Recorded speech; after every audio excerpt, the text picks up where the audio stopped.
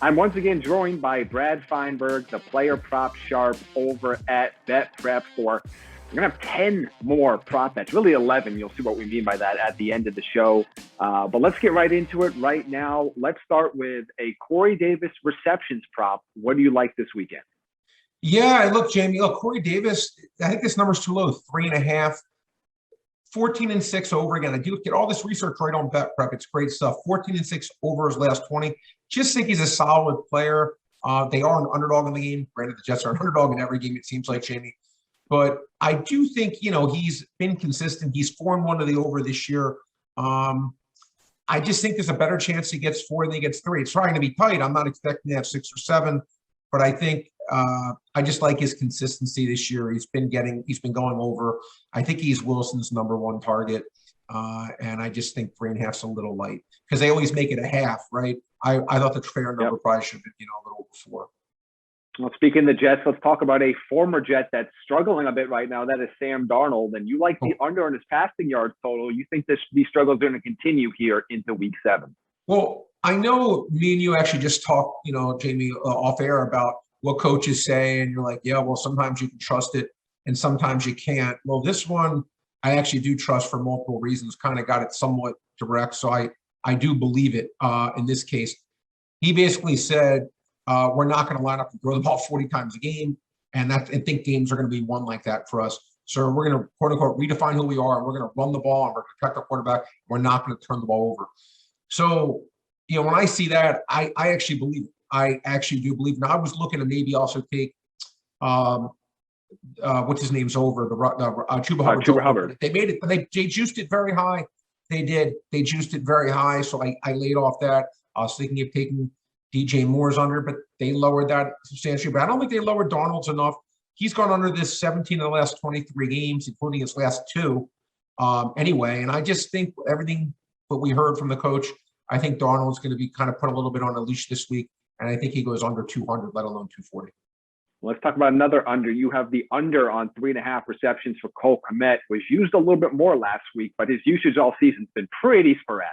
Well, listen, and this reminded me a little bit. We took the I took the under in Zach Ertz against Tampa Bay when no Dallas Goedert played because and plus the Tampa Bay matchup is considered a juicy matchup. I just thought the adjustment was a little too high. I just think the same thing here. I get it. They're facing Tampa Bay, and this will be very, very interesting to me because I've called Justin Fields the bubble boy because I feel like Matt Nagy refuses to work to this guy's strengths, refuses to do anything at all with this guy. He's just petrified to use him. And now he's actually facing a game where it's very hard to run the ball in Tampa Bay. So we actually may have to throw the ball. I'll be interested to see what Nagy does. But Cole Kmet, 14-5 to the under in his career, 4-2 this year.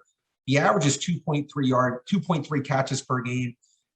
You're going to jack it up 1.2 catches based on the matchup and the fact that it's hard to run in Tampa Bay. Maybe. I get it, but I just think it's too high, and I'm going to dare him to get the 4. I don't trust anything with the Bears offense. From a line that's too high to one that's too low, it feels like the books have been very hesitant to raise DeAndre Swift's receiving yard total week after week. You like it again here. I'm checking right now, 35.5 receiving yards for a team that's throwing the ball almost 40 times a game. It's down a lot. It has injured and poor receiving core. I love this one too, but tell everybody why you like the over for he's gone. Well, first of all, again, you got to look at the game script here, right, Jamie? They're a 15.5 point underdog. Yeah. So there's a great chance they're going to be trailing in this one, a phenomenal chance. And who does he throw the ball to? DeAndre Swift. And we've seen less and less snap counts from Jamal Williams on top of it. Swift has gone over this 5 of his last 6 games, averaging 50 yards a game. I'll be stunned if this one loses. This may be my favorite prop of the week. He's going to be utilized heavily. They're going to need to pass the ball, and I think he'll be the guy that's the beneficiary of it.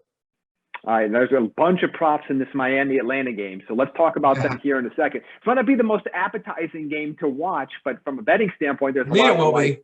Let's start about exactly. This is actually one of the games that we've already talked about here. We're going to be talking about on the show, but Myles Gaskin. So let's talk about this bet. This is the one on the Miami side. His over/under is 33.5 rushing yards. He has not been used heavily really at all this year. He had the one big receiving game a couple weeks ago, but this Dolphins team's losing a lot of games, and they're really not committing to the run regardless. And I'm assuming you see that continuing here in week 7. Jamie, that's exactly right. Now, listen, I saw this number and I was hoping somehow I was even going to like get in the 40s, but I knew that was probably a pipe dream. But I'm just looking at his usage rate, last 5 weeks, 5, 13, 2, 5, and 5. Those are his carries, okay? Here are his yards, 25, 65, 3, 25, and 9. They used Brown, Malcolm Brown last week. They're using Kmet a little bit, and they just passed on top of it. I know it's a low number, and I know I could get bit because it's such a low number, and he could just run off an 18-yard run, and I'm probably going to be drawing dead. But I just think he's been getting so few carries, Jamie, and if he keeps getting if he only gets 7 carries, I have to like my bet if it's 7 or less carries because he's not theoretically going to average 5 yards. Let's talk about 3 bets on the Atlanta side. Let's talk about one where we talked about Swift in the books being slow to adjust. Patterson seems to be another one where I looked at this number when you said to me, 34.5 receiving yards. I mean, let's be honest. I know Calvin Ridley's coming back, but this year the wide receiver 1 in Atlanta has been Patterson. Look, one of the things I like to talk about, Jamie, and I think I've said it on the show before, is would you rather in life be consistent or would you rather be right? Ryan Pace wanted to be consistent by saying Mitch Trubisky was his quarterback, and he stuck with them for the full 5 years. He didn't care about being right. He wanted to be consistent. I'd rather be right than be consistent.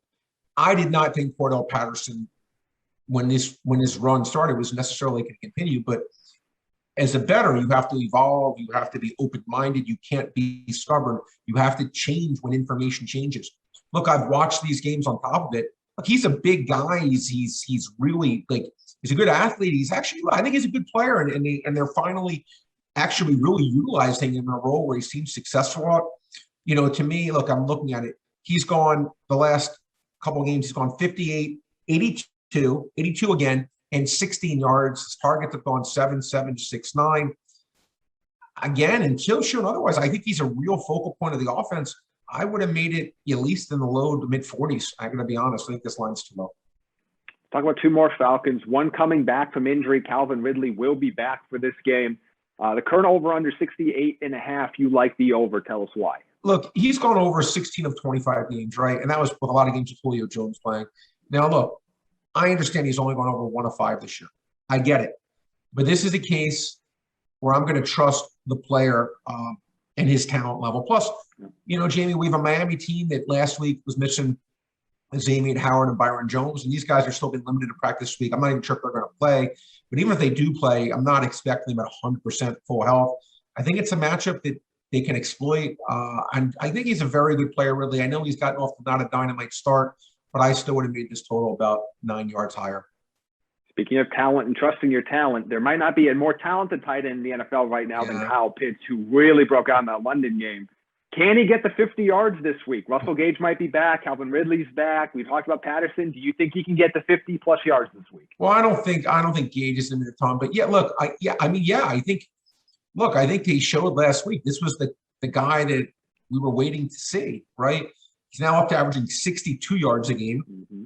His targets have been 8, 6, 3, 9, 10. So except for that horrible 3, the targets have been there.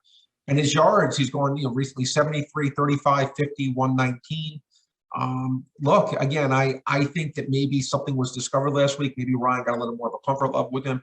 I'm willing to gamble he gets 50. I don't think he's going to get like 80, but I think he gets between 50 and 65 yards, let's say. All right, let's wrap things up here with kind of a double hit here. Sunday Night Football is Colts and 49ers. And as you mentioned to me offline, the weather is not just bad, it's going to be horrific tonight. So I'm assuming you're on a couple unders here. Yeah, and I also like the under in the game, under 44 on a side note. But Jimmy G under 225.5. And guess what? Carson Wentz under 225.5. Now I looked at BetPrep again. It's interesting. What I like about this bet, Jamie, is last 15 games, Jimmy G is averaging 218 yards a game, and he's gone over 8 of the 15 times. So it's basically a 50-50 kind of bet. Carson Wentz, his last 16 games, he's gone over 7 of 16, averaging 228 yards a game. So I think the numbers in let's say a neutral field, normal weather game, this number seems exactly right. I'd make it probably 225.5. I'd be like, you know what? I did a good job setting this number. But if you're going to give me 27 mile per hour sustained winds, 50-mile-per-hour gusts. Look, I mean, you can give me Josh Allen and Patrick Mahomes. It ain't going to be easy. So, and these guys are not that. So, again, I do like really those guys unders. I was looking at Jonathan Taylor's over also, but it seems like Frank Reich has a lack, what's the word for lack of affinity? He just will not give him the ball more than 15 times. Yeah. He just has like a magnet on him. He's like, we cannot use Jonathan Taylor. So I really wanted to play Taylor's over 64.5. I just don't trust the coach. But I played the under the 2 quarterbacks, guys. Jamie, this is a big reminder as we start heading toward the winter months. Weather reports are huge. Make sure you are checking the weather before you make your bets, because they're going to have increasingly larger impacts on these games as we get into November, December, and January. So I know it's still early, but keep an eye on that, because you're going to find some value by just paying attention to the forecast. So Brad, thanks again for joining me. He'll be back next week with some more player props. He is Brad Feinberg, the player prop sharp at BetPrep. I'm Jaime Eisner, and we'll be back next week.